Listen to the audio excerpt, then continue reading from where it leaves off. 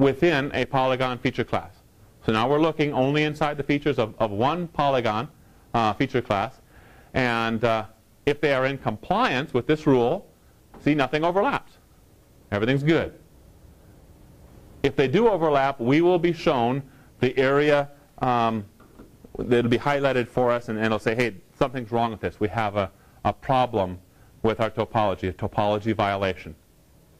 Okay? And there's some little descriptions out there for you. In other cases, we might have a topology rule that includes polygon and point feature classes. And this one says that each polygon must contain a point.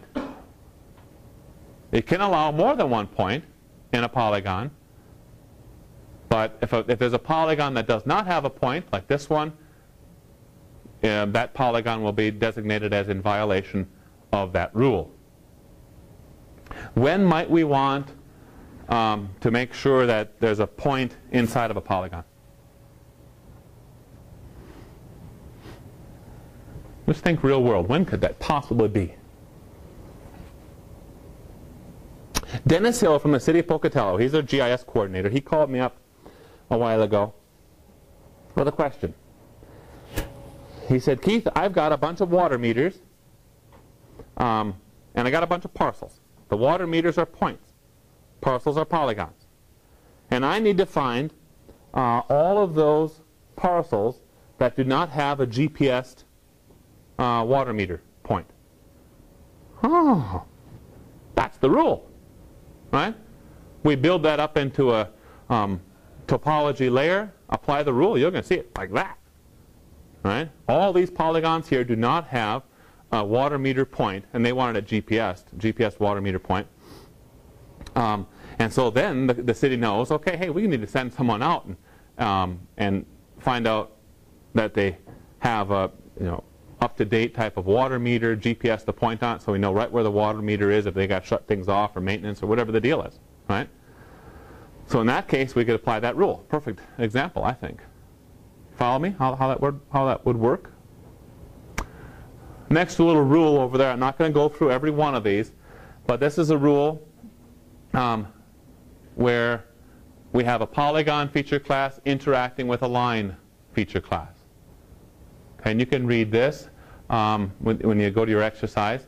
The rest of these, majority of the rest of these, deal with polygon and polygon feature classes and the interaction between two polygon feature classes. This one's kind of a fun one. Must be covered by. Must be covered by. And the little example here says counties must be covered by states. That makes sense, doesn't it? You can see how that would work. Right. Makes a nice real-world example out of it. Okay? So those are the specific polygon rules. And there are more, as you know, and you'll have a chance to take a look and work with those in the exercise today. Some key concepts then, wrapping it up here. First of all, the topics we've talked about today, I think, provide you some knowledge in GI science. The things that you've learned today, plus what you're going to get some hands-on experience with in the exercise, will give you some familiarity with GIS housekeeping. Just making sure that, okay, you've got your points, lines, and polygons, but are they what we call clean? Okay?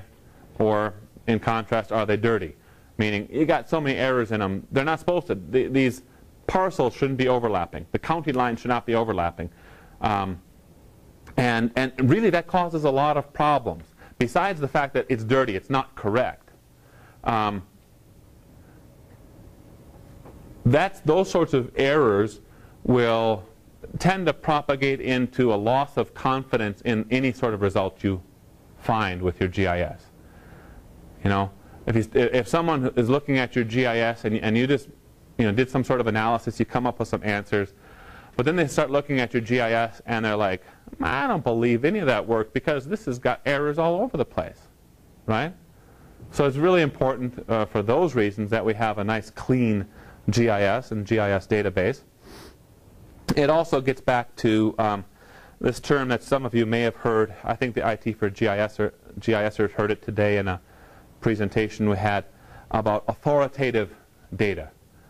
Okay, authoritative data automatically means that that stuff is clean, and that someone like the Idaho map, right? We learned about that in this class. In the spatial data infrastructure for the state of Idaho, the GIO's office have said, this is the official roads data set for the state of Idaho. That's now an authoritative data layer. Now what would happen if someone found out, oh my gosh, there's errors all over the place. The highways don't even connect, right? That's really bad, right?